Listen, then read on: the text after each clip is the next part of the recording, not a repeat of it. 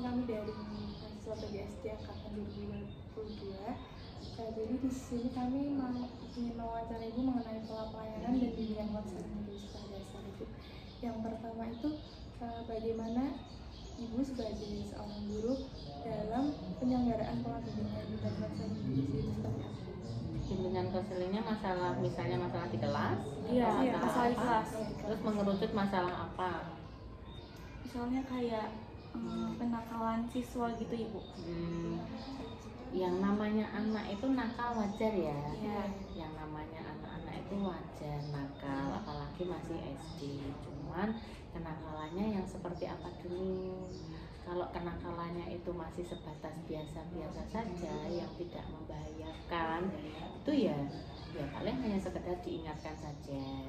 Tapi kalau sudah menjurus ke misalnya kenakalannya itu ke kriminal, atau mungkin yang merugikan temennya, atau mungkin yang berbahaya, itu baru kita melakukan pendekatan secara individu. Kalau perlu memungkinkan panggil orang tua untuk diajak konsultasi. Mungkin kenakalan ini berakibat dari rumah, mungkin di rumah ada masalah, mungkin latar belakang di rumah seperti apa, sehingga anak itu kalau di rumah anteng, di sekolah baru melampiaskan kenakalannya. Itu juga ada. Tergantung permasalahannya, kenakalan hal apa dulu. Terus misalnya itu kan biasanya anak SD itu masih ditemuin kayak mas berangkat itu kan ada Bu misalnya ditemuin kasus seperti itu. Mungkin Ibu waktu salinan seperti itu kan ada yang Kelas saya kebetulan tidak ada. Nggak ada. Kebetulan tidak ada. Dan anak-anak pada antusias untuk berangkat sekolah.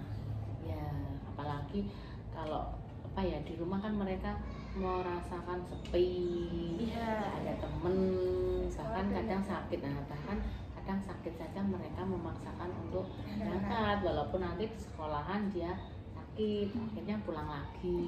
Gitu. Berarti kayak gitu sering ya Ibu? Ya enggak sering sih, cuman kan ada yang misalnya anaknya nggak pengen berangkat tapi orang tuanya memaksa harus berangkat, akhirnya sampai di sekolahan sakit pulang lagi. Jadi tidak ada yang males-malesan tidak berangkat, itu kelas saya tidak ada. Terus untuk kan juga biasanya di situ ada kasus bullying gitu Bu. Yang namanya bullying paling sebatas gini ya, nek masih di SD itu nggak yang seperti apa ya, paling hanya misalnya ngenyek nama bapaknya. Misalnya bapaknya bakul bakso misalnya, jenenge siapa lah, itu paling hanya dipanggil nama bapaknya, nama orang, itu sudah biasa. Cuman tetap kita menanamkan bahwa kita tidak boleh bullying, tidak boleh mengejek, tidak boleh membawa nama orang tua, tidak boleh mengejek latar belakang orang tua. Itu tetap kita tanamkan setiap hari, sehingga hal-hal yang seperti itu lama kelamaan kan tetap anak nggak melakukan, walaupun mungkin sekali dua kali namanya anak-anak guyon kan gitu tetap ada, cuman tetap nggak yang seperti apa gitu, enggak. Paling cuma Bu Guru itu lo ngenyek orang tua gitu. Kan tetap kita tindak lanjuti, nggak boleh, kan tetap nasihatin, tetap setiap hari aja. Lalu untuk hambatan yang mungkin biasanya Ibu temuin untuk menghadapi dalam pola-pola pelayanan bimbingan itu seperti apa? Hambatan apa ya Mbak? Nggak ada. Yang ketua lancar-lancar saja ya, nggak pernah menemukan hal-hal yang rumit, yang hal-hal yang sekiranya nggak bisa mengatasi. Itu kelihatannya masih di kelas rendah itu masih bisa lah gurunya. Soalnya mungkin di kelas-kelas atas mungkin ya, karena anak sudah menginjak ke remaja, pergaulan mereka juga sudah bercampur baur di masyarakat, di lingkungan luar itu. Tapi kalau masih kecil kelas 1, 2, 3 itu masih bisa lah untuk diatasi, nggak seperti yang rumit, yang apa, enggak, belum. Naik kelas tinggi mungkin ya, itu mungkin kelas 6 itu mungkin karena anaknya sudah menginjak ke remaja. Ya, itu.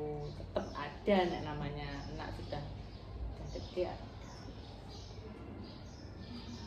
Ya ini Bu, kalau di kelas 3 itu Ibu pernah mengalami kesulitan nggak Ibu untuk menghadapi anak yang mengalami kesulitan belajar? Dalam hal apa kesulitannya? Kesulitannya kayak misalnya ada anak yang nggak kurang gitu Bu dalam akademiknya gitu Bu. Yang namanya anak itu kan bermacam-macam ya. Di setiap kelas dengan kelas itu pasti ada. Bahkan ada yang sampai di kelas 6 itu kelas 5 itu membacanya kurang lancar. Nah, Ya, tetap di kelas 3 saya itu kelihatannya juga ada. Tetap guru mengadakan bimbingan secara individu. Karena anak secara klasikal kan nggak mungkin. iya. Yaitu guru harus menyediakan waktu tersendiri untuk membimbing anak ini.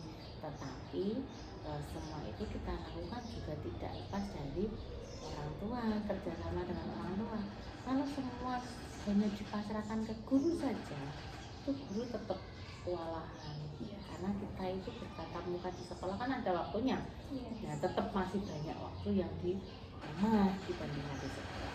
Tetap kita melakukan bimbingan secara individu, misalnya meluangkan waktu 30 menit misalnya setelah pembelajaran itu anak dibimbing. Tetapi kalau tidak ada tidak lanjut juga dari orang tua, guru ini sia-sia.